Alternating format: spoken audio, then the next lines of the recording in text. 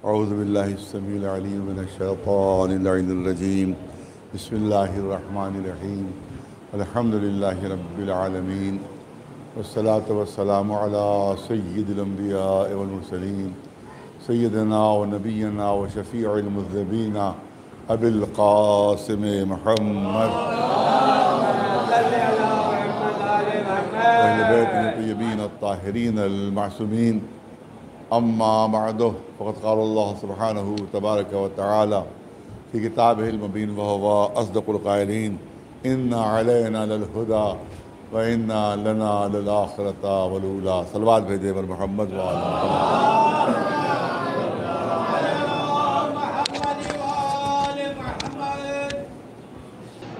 सूरह वल्लैल की आय करीमा है जिसमें अल्लाह एक आफाकी अपना जो क़ानून है उसको बयान फरमा रहा है। ऐसा क़ानून कि जिसमें कभी तब्दीली नहीं आई है, ना क़यामत तक तब्दीली आएगी। और वो ऐलान ये है कि इन्ना अलैना लल हुदा, अल्लाह ऐलान फरमा रहा है कि हमने तुम्हें दुनिया में भेजा है, हम तुम्हारे खालिक हैं, हम तुम्हारे मालिक हैं, हम तुम्हारे रब हैं। लिहाजा हमारी ही ज़िम्मेदारी है कि हम तुम्हारी हिदायत का इंतज़ाम करें। ये ज़िम्मेदारी हमारी है कि हम तुम्हारे लिए हिदायत का इंतज़ाम करें, हादी और रहबर और रहनुमा भेजें। हर तरह का हमने तुम्हें इख्तियार दिया, अल्लाह की तरफ से ऐलान हो रहा है कि हर तरह का हमने तुम्हें इख्तियार दे दिया है। जो दिल चाहे खाओ, जो दिल चाहे पियो, पहनो, मगर शरीयत के हदों के अंदर होना चाहिए। हर चीज़ का इख्तियार है तुम्हें, लेकिन एक इख्तियार नहीं दिया है कि अपने लिए किसी नबी का इंतखाब नहीं कर सकते, अपने लिए किसी पैगंबर का इंतखाब नहीं कर सकते, अपने लिए किसी इमाम का इंतखाब नहीं कर सकते। सलवात भेजे।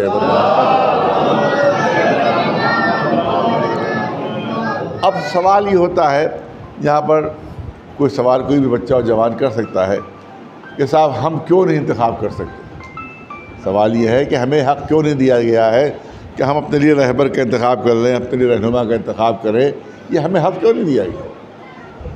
भाई आप ये कहते हैं कि अच्छे किरदार का होना चाहिए, पाक व साफ़ किरदार का होना चाहिए, नेक होना चाहिए, मुत्तकी परहेज़गार होना चाहिए, तो हम किसी को भी देख लें, अगर उसमें तक़वा है, परहेज़गारी है, नेकी पाई जाती है, वो सच्चा है, तो हम उसको अपना रहबर और अपना रहनुमा मुंतखब कर लें, इमाम बना लें, उसको रसूलुल्लाह का जानशीन बना लें। कुछ भी हम अपना बना सकते हैं उसको? नहीं, इख्तियार नहीं है। क्यों नहीं है? सवाल ये होता है कि इख्तियार क्यों नहीं है। इख्तियार इसलिए नहीं है कि रहबर को मासूम होना चाहिए, चाहे वो रसूल हो, चाहे नबी हो, चाहे पैगंबर हो, चाहे नायब रसूल हो, उसको होना चाहिए मासूम, हर गुनाह से पाक, मासूम, हर गुनाह से पाक, हर ख़ता से पाक, उसको कहते हैं मासूम। अच्छा भाई, अगर इसी को मासूम कहते हैं तो हम ढूंढ लें, तलाश कर लें, किसी की ज़िंदगी का मुतालिया कर ले, देखिए अगर उसके ख़ता नहीं पाई जाती है, उसकी ज़िंदगी में कोई गुनाह नहीं पाया जाता है, बेइंतहा नेक किरदार का है, कभी उसने कोई गुनाह नहीं किया, अच्छी तरह रिसर्च कर ली हमने, अच्छी तरह से जांच पड़ताल कर ली, हमने उसको इमाम बना लिया, अपना रसूल बना लिया, नबी बना लिया, पैगंबर बना लिया। नहीं, पूरी तवज्जो है। मासूम उसको नहीं कहते हैं। मैं ख़ास तौर पर बच्चों और जवानों की तवज्जो चाहूँगा, मासूम उसको नहीं कहते हैं कि जो गुनाह न करता हो, जो ख़ता न करता हो, बल्कि मासूम उसको कहते हैं जिसने न कभी गुनाह किया हो, न कभी गुनाह का इरादा किया हो। बात वाज़ेह हो रही है। ये नहीं कि आपने ये देख लिया कोई गुनाह नहीं कर रहा है तो हमने सोचा भाई ये तो मासूम है, फिर लिहाजा हम इसको रसूलुल्लाह का नायब बना लें, रसूलुल्लाह का जानशीन बना लें, अपना इमाम मुंतखब कर लें, क्योंकि इसने कभी कोई गुनाह नहीं किया, हमने सर्च कर ली। नहीं, मासूम उसको कहते हैं जिसने न कभी गुनाह किया हो और न कभी गुनाह का इरादा किया हो, न कभी गुनाह का उसने क़स्द किया हो। अब यहाँ से इंसान से बस से बाहर बात हो जाती है, यहाँ इंसान के बस से बाहर बात हो जाती है, क्योंकि हम ज़ाहिर का गुनाह तो देख सकते हैं, ज़ाहिर का अमल तो देख सकते हैं, मगर दिल का इरादा नहीं देख सकते। किसके दिल में क्या इरादा हमें क्या मालूम? हम तो ज़ाहिर अमल देखते हैं, इरादा हम दिल का नहीं देख सकते। बस इसी वजह से मासूम का इंतखाब सिर्फ अल्लाह करता है, क्योंकि अल्लाह वो है जो ज़ाहिरी अमल को भी देख लेता है और दिल के इरादे को भी देख लेता है। सलवात भेजे पर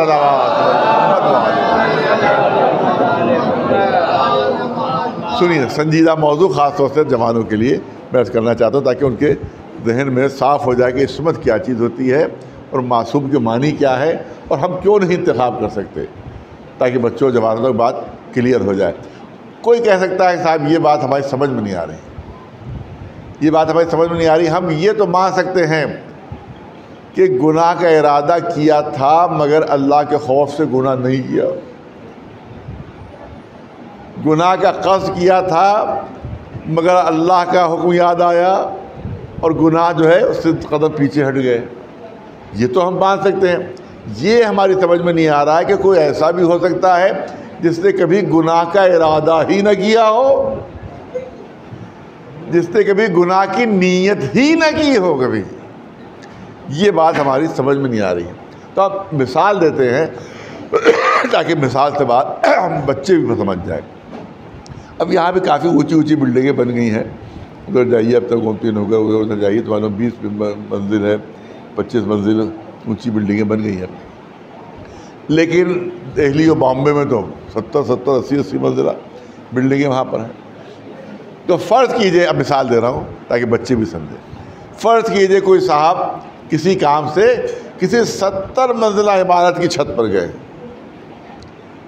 मुंबई की इमारत है, कलकत्ते की इमारत है, दिल्ली की इमारत है, 70 मंजिला इमारत की छत पर गए किसी अपने काम से। अब मुझे इतना बता दीजिए आप, क्या जो 70 मंजिला इमारत की छत पर खड़ा हुआ हो, क्या वो इरादा कर सकता है कि मैं इससे कूद जाऊं? अगर सही दिमाग है, अगर पागल है तो उसकी कोई जिम्मेदारी नहीं है, अगर दीवाना है तो उसकी कोई जिम्मेदारी नहीं है। लेकिन अगर सही दिमाग है, सही अक्ल है, तो क्या वो इरादा कर सकता है, नीयत कर सकता है कि मैं 70 मंजिला इमारत से नीचे कूदूं? नहीं, उसके दिल में नीयत भी नहीं आएगी, उसके दिल में इरादा भी नहीं आएगा। क्यों नीयत और इरादा नहीं आएगा? इसलिए नीयत और इरादा नहीं आएगा क्योंकि उसको मालूम है कि 70 मंजिला इमारत से कूदने का अंजाम क्या होगा। बहुत तवज्जो है, उसको इल्म है, मालूम है कि 70 मंजिला इमारत से कूदने का अंजाम क्या होगा। तो जिसको अंजाम मालूम होता है उसके दिल में नीयत भी नहीं आती है, उसके दिल में इरादा भी नहीं आता है, उसके दिल में क़स्द भी नहीं आता है। जिस तरह से 70 मंजिला ऊंची इमारत पर खड़े हुए इंसान के दिल में नीयत भी नहीं आएगी कि मैं कूद जाऊं, दिल में इरादा भी नहीं आएगा कूद जाऊं, क्योंकि उसके सामने पहले ही 70 मंजिला इमारत से कूदने का अंजाम मुजस्सम है। तो मासूम उसको कहते हैं कि जिसके सामने हर गुनाह का अंजाम मुजस्सम रहता है, लिहाजा उसके दिल में न गुनाह की नीयत आती है न इरादा आता है। एक सलवात भेजे बरदाबाद, एक सलवात बुलंद आवाज़ से मोहम्मद। नहीं, दूसरी मिसाल पेश कर दूँ, अगरचे वो मिसाल सख्त है, लेकिन मैं चाहता हूँ ये मिसाल पेश कर दी जाए ताकि बात बच्चों और जवानों तक पहुँचे और ख़ुद मेरी भी इस्लाह हो जाए, मेरी खुद भी इस्लाह हो जाए। इसी वो मिसाल दे रहा हूँ कि गुनाह, बहुत तवज्जो रहे, गुनाह दरअसल गिलाज़त का नाम है। गुनाह दरअसल गिलाज़त का नाम है, लेकिन मुश्किल यह है कि हमें वो गिलाज़त इस ज़िंदगी में नहीं दिखाई देती। इबादत नूर का नाम है, गुनाह गिलाज़त का नाम है। तवज्जो रहे, काश मैंने कहा खुद मुझी पर असर हो जाए, बस हम नहीं चाहते किसी और पर असर हो, मुझी पर हो जाए।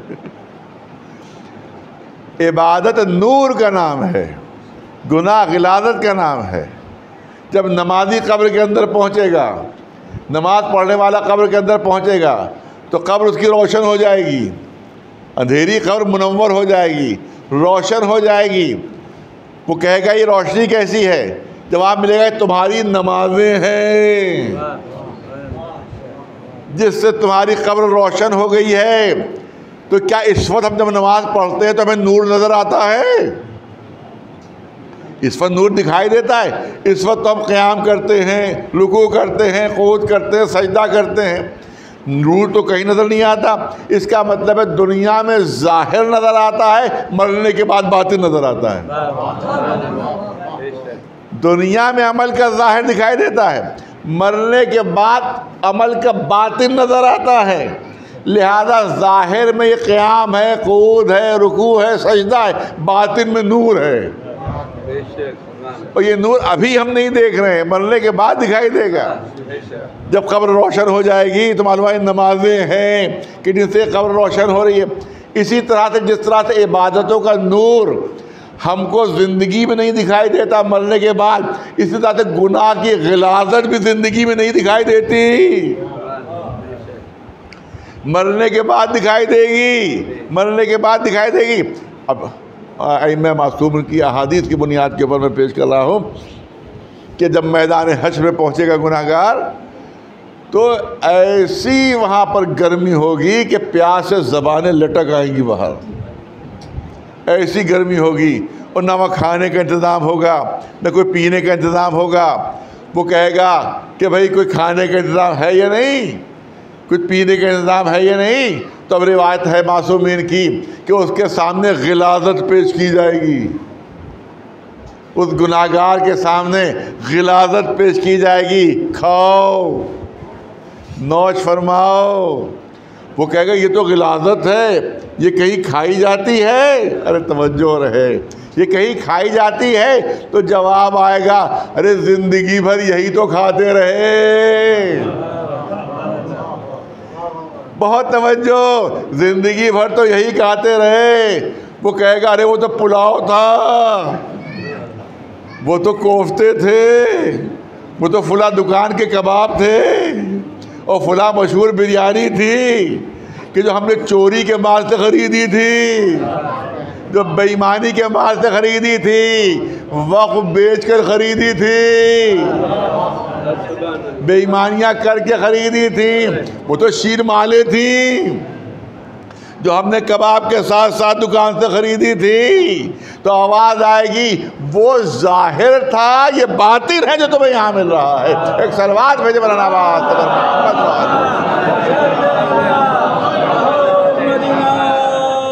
वो ज़ाहिर था और ये बातिन है जो तुम्हें यहाँ मिल रहा है। इसका मतलब इस दुनिया में न हमको इबादतों का नूर दिखाई देता है, न गुनाहों की गिलाज़त दिखाई देती है, लेकिन मासूम वो होता है कि जिसको इस दुनिया ही में गुनाहों की गिलाज़त नज़र आती है, गुनाहों की गिलाज़त नज़र आती है। तो मुझे बता दीजिए, जो कहा जाता है साहब इरादा क्यों नहीं आता, गुनाह का इरादा क्यों नहीं आता, हम कैसे माने? तो मुझे इतना बता दीजिए कि किसी के सामने अगर गिलाज़त रख दी जाए और क्या वो इरादा करेगा खाने का?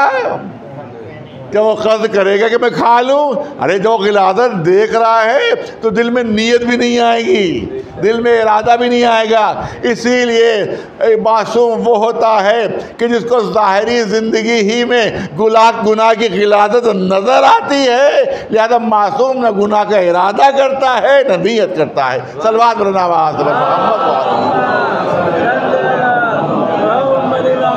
एक सलवात बुलंद आवाज़ से बर मोहम्मद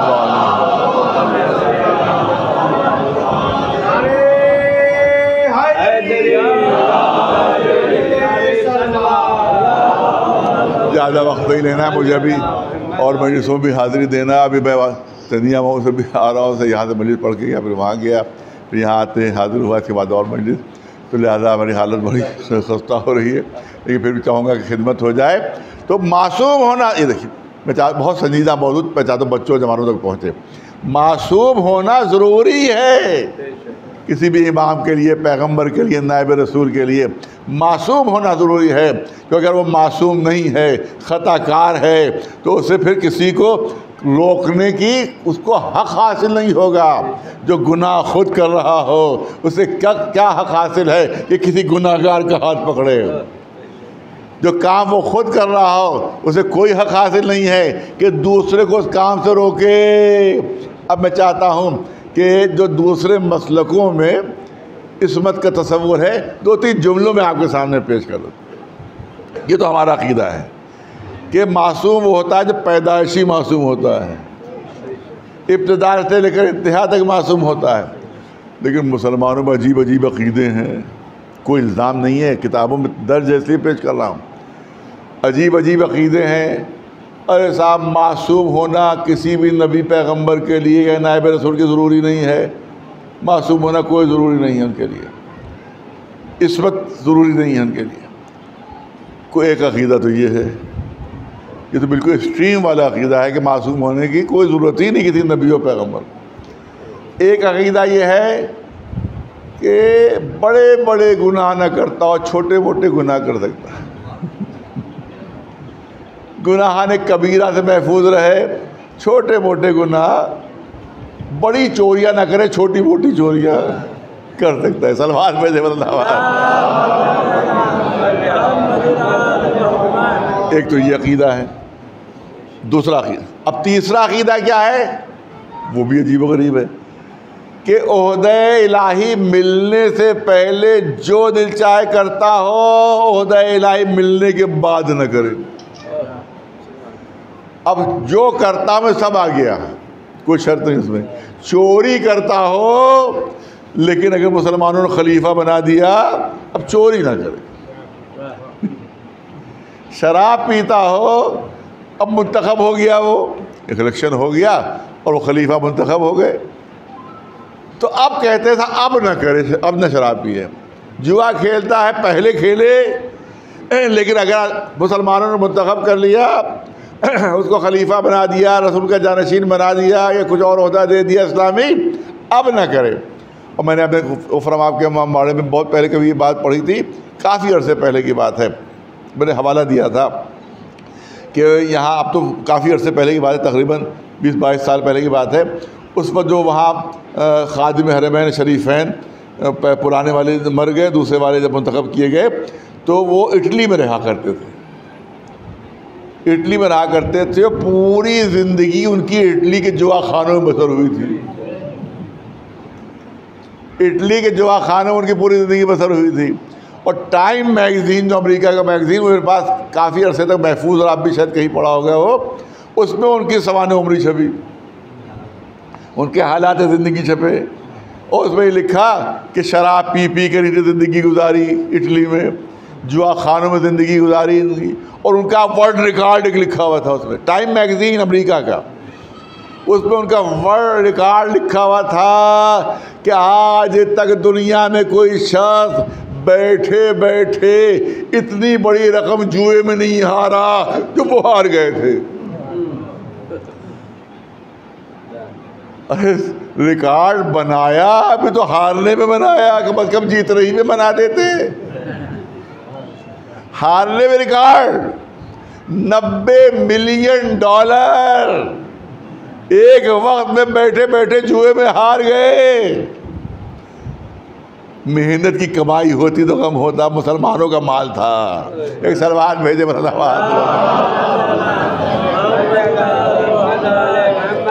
उस ज़माने में मैं अलीगढ़ में रिसर्च कर रहा था वहाँ के ऊपर, उसके बाद में ज़ाहिर आपको हालात मालूम है। तो मेरे साथ एक और भी उसी मसलक के जो ये मानते हैं कि पहले जो दिल चाहे करे बाद में न करे, उसी मसलक के हमारे एक साहब मेरे दोस्त थे। मैं उनके सामने टाइम मैगज़ीन पेश किया। आपने कहा इनकी ज़िंदगी देखिए, जुआ खानों में ज़िंदगी बसर हुई, वर्ल्ड रिकॉर्ड जुए के हारने में, शराब पीते रहे मुसलसल, अय्याशियाँ करते रहे मुसलसल, अब बने हैं खादिम हरमैन शरीफैन। अब खादिम हरमैन शरीफैन ये इस लायक है कि बने, इनमें इतनी लायकत है कि बने? फट से उन्होंने जवाब दिया, पहले करते थे अब नहीं करते। एक सलवार भेजते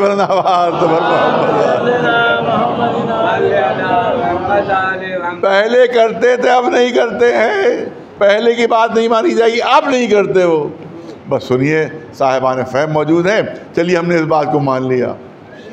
अच्छा, इसमें कोई शर्त नहीं क्या करते थे क्या नहीं करते थे। फ़र्ज़ कीजिए कोई साहब चोरियाँ करते थे, मुसलमानों ने पकड़ कर उनको खलीफा बना दिया। अब इनकी जिम्मेदारी बढ़ गई। अब इन्हें किसी चोर का हाथ पकड़ा कि चोरी करना बहुत बुरी बात है। उसने हैरत से कहा, अरे कल ही तो हम आप दोनों फुला घर में फांदे थे। अरे साथ ही साथ तो तिजोरी तोड़ी थी, साथ ही साथ तो चोरी की थी। आज क्या हुआ? अरे आज तो मुझको मुसलमानों ने खलीफा बना दिया है, इसलिए मैंने ये काम छोड़ दिया है। शराब पीते थे, शराब खाने पहुंच गए, शराबी का हाथ पकड़ा, शराब पीना बहुत बुरी बात है। उसने हैरत से चेहरा देखा, अरे कल ही तो आप इस मेज़ पर हमारे साथ साथ इसी अमल में मसरूफ़ थे। आज क्या हो गया कि अब मुसलमानों ने मुझे खिलाफत का ओहदा दे दिया है, लिहाजा अब मैंने ये शराब पीना छोड़ दिया है।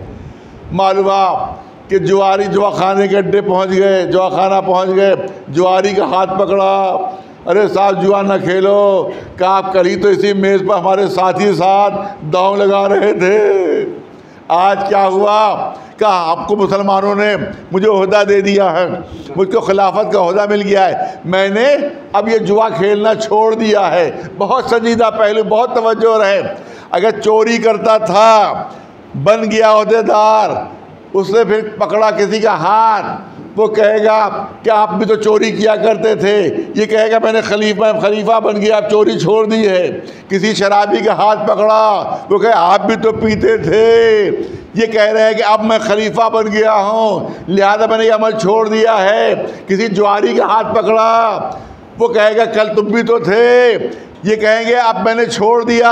तो आप याद रखिए कि हर चोर, हर जुआरी, हर शराबी का यही जवाब होगा। इसके अलावा और कोई जवाब नहीं हो सकता कि जब तुम बन गए तो तुमने छोड़ा, जब मैं बन जाऊंगा तो मैं भी छोड़ दूंगा। एक सलवात भेजे बुलंद आवाज़ मोहम्मद, एक सलवात बुलंद आवाज़ मोहम्मद।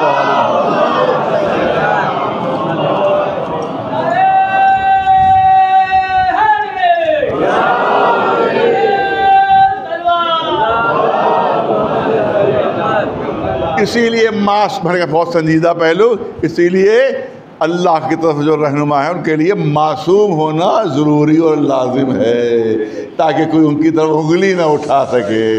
बिल्कुल पाक और साफ जिंदगी, बल्कि ज़माने में सबसे बरतर होना चाहिए, ज़माने में सबसे अफजल होना चाहिए, इल्म में भी सबसे अफजल हो, किरदार में भी सबसे अफजल हो, फजीलतों में भी सबसे अफजल हो, बहादुरी में भी सबसे अफजल हो, हर चीज़ में सबसे अफजल होगा, तभी वो नायब रसूल बन सकता है, वरना नहीं बन सकता। सलवात भेजे पर मोहम्मद, सलवात बुलंद आवाज़ पर मोहम्मद। और हकीकत भी यही है, दुनिया ने तस्लीम किया है कि हमारे इमामों से बढ़कर दुनिया में कोई आलिम था ही नहीं। दुनिया ने मौलिकीन ने दुश्मनी के बाद भी तस्लीम किया है कि इनसे बड़ा कोई आलिम नहीं था, इनसे बड़ा कोई इबादत गुजार नहीं, इनसे बड़ा कोई मुत्तकी नहीं, इनसे बड़ा कोई परहेजगार नहीं, ज़माने में इनसे बड़ा कोई आलिम नहीं। सलवात भेजे वाला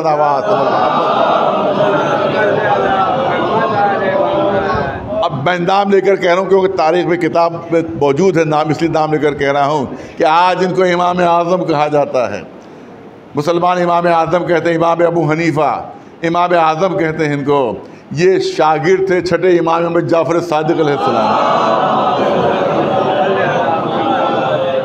शागिर्द। इन्हीं ने, इनके फ़ज़ाइल में किताब एक लिखी गई है, फ़ज़ाइल इमाम अबू हनीफ़ा। ये किताब अलीगढ़ में मैंने ख़ुद पढ़ी है और आज भी वो किताब वहाँ महफूज है। बात को मुकम्मल कर रहा हूँ, अब ज़्यादा वक्त नहीं रहा है। वो किताब है फ़ज़ाइल इमाम अबू हनीफ़ा। लिखी गई है इमाम अबू हनीफा के फ़ज़ाइल में, मगर देखिए फ़जीलतें किसकी बयान हो रही हैं, फ़जीलतें किसकी बयान हो रही। किताब महफूज है, कोई जाकर देख सकता है कि एक अब खुद इमाम अबू हनीफा ने रिवायत की है, जो उस किताब में दर्ज है कि मैं शागिर्द था इमाम जाफ़र सादिक़ अलैहिस्सलाम का, और मेरे अलावा और भी उनके सैकड़ों शागिर्द थे जो खुद बड़े बड़े आलिम थे, खुद बहुत बड़े बड़े जय्यद आलिम थे। क्या कि हम 40 शागिर्दों ने ये मिलकर तय किया, ज़रा देखे तो कि हमारे उस्ताद के इल्म की हद क्या है। ये शिया किताब में नहीं है, ये अहले सुन्नत के आलिम ने इमाम अबू हनीफा की मज़हब में जो किताब लिखी है उसमें है कि इमाम अबू हनीफा खुद रिवायत करते हैं तो उन्हीं ने और दूसरे 40 शागिर्दों ने मिलकर ये तय किया कि ज़रा देखें तो हमारे उस्ताद की इल्म की हद क्या है। तो कहा हमने कई दिन की मेहनतों के बाद 40 सवाल तैयार किए, अरे तवज्जो रहे, 40 सवाल तैयार किए, और हमें यकीन था कि 40 सवाल ऐसे हैं कि किसी एक सवाल का जवाब भी मुमकिन नहीं है। ये इमाम अबू हनीफा खुद कह रहे हैं। किताब कौन सी है? अहले सुन्नत आलिम की लिखी हुई, कि हमने ये तय कर लिया कि ये ऐसे सवाल हैं कि किसी एक का जवाब देना भी किसी के लिए मुमकिन नहीं है। वो 40 सवाल लेकर हम अपने उस्ताद के पास पहुँचे, इस तसव्वुर के साथ, इस ख्याल के साथ कि एक सवाल का जवाब भी मुमकिन नहीं है, मगर कहते हैं कि जैसे ही हमने उनकी खिदमत में सवालात पेश किए, एक के बाद एक, एक के बाद एक, एक के बाद एक, उसी वक्त बैठे बैठे 40 सवालात के जवाब उसी वक्त फराहम कर दिए। इमाम अबू हनीफा लिखते हैं बस हमको अंदाजा हो गया कि इस वक्त कायनात में इससे बड़ा कोई आलिम मौजूद नहीं है। एक सलवात भेजे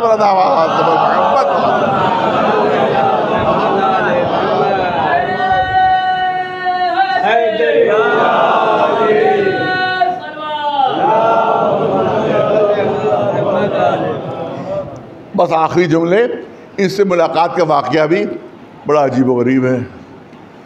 ये पहुँचे, ये हमारे छठे इमाम का सिन कम था, इनका सिन ज़्यादा था। ये बुजुर्गी के हदों में थे और इमाम बचपने में थे। अब ये 5वें इमाम मोहम्मद बाक़र अलैहिस्सलाम के मिलने गए। 2 मिनट लोग हैं, 2 मिनट लोग, इससे ज़्यादा नहीं। ये इमाम से 5वें इमाम से मिलने गए। इमाम छठे इमाम का उस वक्त उनका 5 या 6 बरस का रहा होगा। ये जब पहुँचे दरवाजे पर 5वें इमाम के, देखा एक छोटा सा बच्चा नमाज़ पढ़ रहा दरवाजे के सामने। नन्हा सा बच्चा 5-6 बरस का सिन नमाज़ पढ़ रहा है। अब इन्होंने सोचा कि इस बच्चे को नसीहत की जाए कुछ, लेकिन जब नमाज़ पढ़े तो नमाज़ पढ़ के जब ये ख़त्म करेगा तो मैं नसीहत करूँगा इसको। उसी वक्त इमाम तशरीफ़ ले आए, 5वें इमाम तशरीफ़ ले आए। और उसके बाद अब जब फ़ौरन दरवाज़े मुलाकात हुई तो उन्होंने कहा कि ये साहबजादे कौन है जो इन्हें नमाज़ पढ़ रहे हैं? 5वें इमाम फरमाया मेरे ही फर्जंद है, मेरे ही बेटा है ये। कहा कि ज़रा सा इस बच्चे को समझा दीजिए कि जहाँ पर लोगों की आमोदरफ्त हो वहाँ नमाज़ पढ़ना मुनासिब नहीं है। जहाँ लोगों की आमोदरफ्त हो वहाँ नमाज़ पढ़ना मुनासिब नहीं है, ये अपने बच्चे को समझा दीजिए। इमाम ने फरमाया आप खुद ही कह दीजिएगा, आप खुद ही समझा दीजिए, और आप भी तो बुजुर्ग हैं, आप खुद ही समझा दीजिए। अब छठे इमाम की जब नमाज ख़त्म हुई, तमाम हुई, तब ये पहुँचे अपनी बुजुर्गी के ज़ोम में। अब मैं उर्दू मुहावरे में अर्ज़ कर रहा हूँ, तो अरबी में बात की है कि मियाँ साहबजादे ऐसी जगह नमाज़ पढ़ना मुनासिब नहीं है कि जहाँ पर लोगों की आमद व रफ्त हो। खुशू और खुशू में फ़र्क आ जाता है। जब लोग सामने से गुजर रहे हों तो खुशू और खुशू में फ़र्क आ जाता है, लिहाजा आप एहतियात क्या कीजिए, ऐसी जगह नमाज ना पढ़ा कीजिए। उस छोटे से बच्चे ने निगाहें उठाकर उस बुज़ुर्ग को देखा, क्या लगता है आप कुरान गौर से नहीं पढ़ते हैं। लगता है आप कुरान गौर से नहीं, 6 बरस का बच्चा उस बुजुर्ग आलिम से कह रहा है कि लगता है आप कुरान गौर से नहीं पढ़ते हैं। ये बिल्कुल सटपटा गए। अरे ये क्या कह रहे हो, मैं गौर से कुरान नहीं पढ़ता हूँ? ये क्यों कह रहे हो कि आपने कुरान में आयत नहीं पढ़ी कि इन्नी अक़रबु इलैहि मिन हब्लिल वरीद, मैं बंदे से रगे गर्दन से ज़्यादा करीब हूँ। तो जो रगे गर्दन से ज़्यादा करीब, उसके दरमियान में कौन आ सकता है? एक सलवार भेजे बना आवाज़ एक सलवार बना आवाज़ तबर मोहम्मद अब तो इनकी सिट्टी बिट्टी हो गई भाई। ये बच्चे ने क्या कह दिया, कहा कि अच्छा मैं आपसे कुछ और सवाल करना चाहता हूँ। अब ये बिल्कुल मरूब हो गए कि इतना बच्चा जो है जवाब दे रहा है कि कुछ और सवाल करना चाहता हूँ आपसे। ये बुजुर्ग हैं, वो जाहिर में हमारा इमाम छोटा सा बच्चा ज़ाहरी तौर पर 5-6 बरस का सिन है। कुछ और सवाल करना चाहता हूँ। उस छोटे से बच्चे ने कहा ज़रूर सवाल कीजिएगा, मगर उस्ताद की हैसियत से न पूछिएगा, शागिर्द की हैसियत से पूछिएगा। अब ऐसे मरूब हो चुके थे, कहने अरे नहीं नहीं उस्ताद की हैसियत से नहीं पूछूंगा, शागिर्द की हैसियत से पूछूंगा। कि जब शागिर्द की हैसियत से पूछेंगे तो उसी तरह से ज़ानू अदब तय करके मेरे सामने बैठ जाइए कि जिस तरह से उस्ताद के सामने शागिर्द बैठा करता है। एक सलवार बनाना मोहम्मद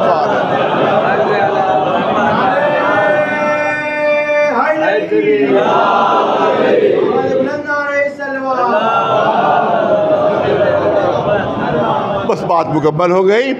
एक मरतबा जो ही दरवाजे पर आए तो देखा, छठे इमाम से मुलाकात हुई, देखा लंबी सी छड़ी लिए हुए हैं इमाम।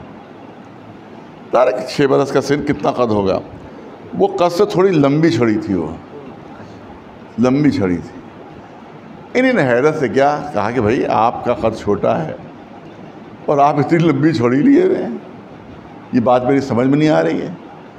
तो इमाम ने जवाब दिया आप पहचाने नहीं? क्या नहीं? कि ये मेरे जद रसूल की छड़ी है। सुनिए सुनिए, बस यही तरफ से मसाइब भी है कि मेरे जद रसूल की छड़ी है, मेरे जद रसूल की छड़ी है।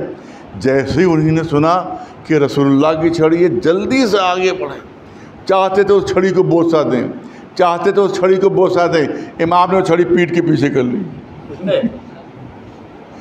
इमाम ने वो छड़ी पीठ के पीछे कर ली। अरे मैं रसूल की छड़ी को बोसा देना चाहता हूँ, आप क्यों मुझे रोक रहे हैं? छड़ी को बोसा देना चाहता हूँ, मेरे नबी की ये छड़ी है, ये रसूलुल्लाह की छड़ी है। इमाम ने अपना हाथ आगे बढ़ाया, अरे वो लकड़ी है, ये रसूल का गोश्त पोश है, ये रसूल का गोश्त पोश है, इसको चूमिए। अरे लकड़ी की ताज़ीम कर रहे हो और औलाद से दुश्मनी रख रहे हो। एक सलवात भेजे बना आवाज़।